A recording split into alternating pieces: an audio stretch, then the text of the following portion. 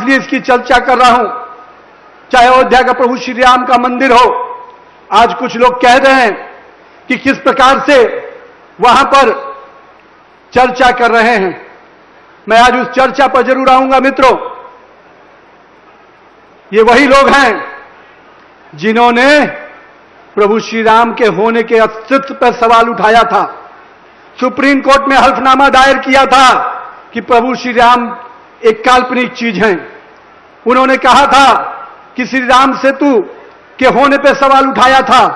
ये वही लोग हैं, ये वही लोग हैं जिन्होंने कार सेवकों पे गोलियां चलाई थी और खून की नदियां बही थी इसी अयोध्या के पवित्र नगरी पर।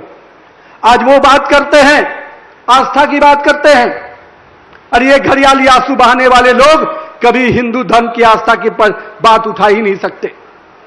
भारतीय जनता पार्टी और मैं कह सकता हूं राष्ट्रीय स्वयंसेवक संघ के लोगों ने, वीएचपी के लोगों ने जितना संघर्ष किया, जिस आस्था के साथ 500 सालों का वो संघर्ष और पिछले 100 वर्षों का उनका जो संघर्ष है, वो कहीं ना कहीं आज भव्य अयोध्या का प्रभु श्री राम का मंदिर है उसके रूप में सामने हमें दिखता है। मैं आज आपके सामने स्पष्ट कहना चाहता हूं मित्रों कि जो लोग आज सवाल उठाते हैं, हमारा खून भी बह जाएगा, पर हम इस बात की चिंता करेंगे कि कोई प्रभु श्री राम के मंदिर के आस्था के साथ कोई खेल ही नहीं सकता। इसके लिए चाहे जितनी भी कुर्बानी देने होगी हम तेरे को तैयार।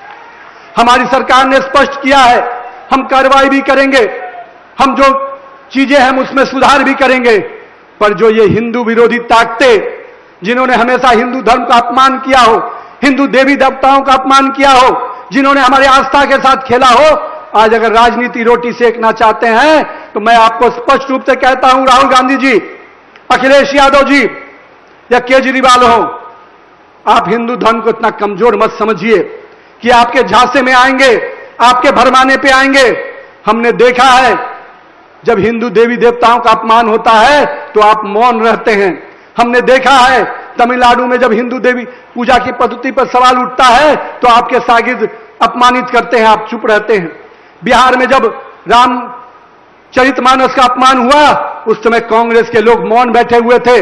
वहां के सरकार के मंत्री ने जिस प्रकार से अपमानित शब्दों का प्रयोग किया था, और यहां के मुख्यमंत्री जो उस समय के थे, मुझे वो बात दिन याद है किस प्रकार से चीजें हुई थी। मेरे पिताजी भी कार सेवक के रूप में पटना से चले थे, 2 महीने तक जेल में रहना पड़ा था और हम लोग घर में रहते थे।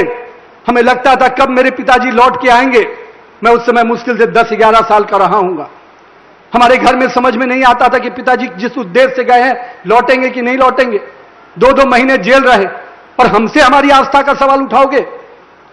अरे हमने तो जितनी कुर्बानी दी है, जितनी शहादत दी है, तुम्हारा खानदान भी कभी उतनी शहादत और कुर्बानी का पछतावा नहीं कर सकता है मित्रों।